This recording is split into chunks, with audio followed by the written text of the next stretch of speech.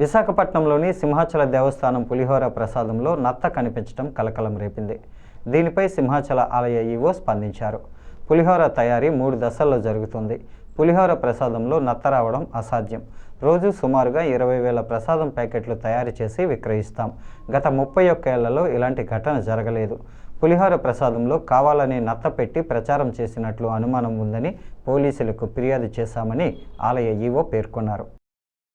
ఒక యూట్యూబ్లో సింహాచలం దేవస్థానం పులిహోర ప్రసాదంలో నత్త అనే వీడియో ఒకటి వైరల్ అవుతోంది.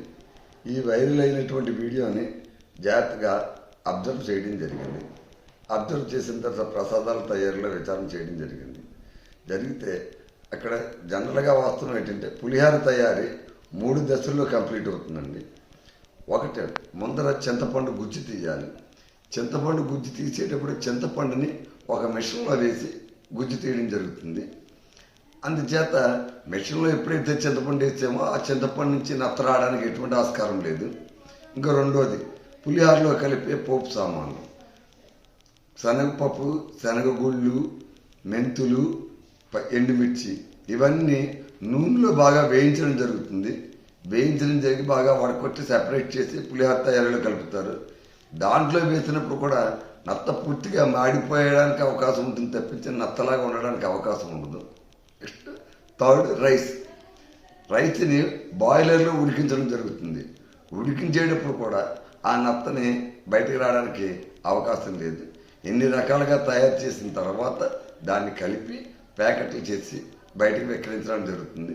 రోజు సుమారుగా 20,000 తక్కువ కాకుండా పులిహోర ప్రసాదం ప్యాకెట్లు తయారు చేసి విక్రయానికి పంపడం జరుగుతుంది.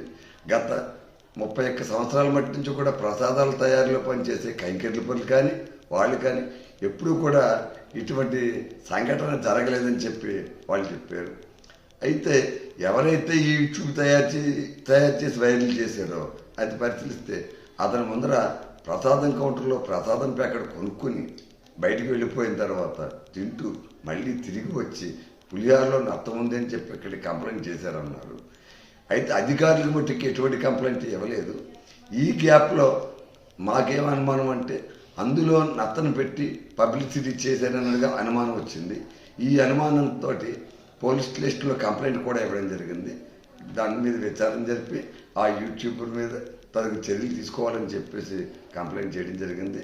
ఇది అంటే వాస్తవం.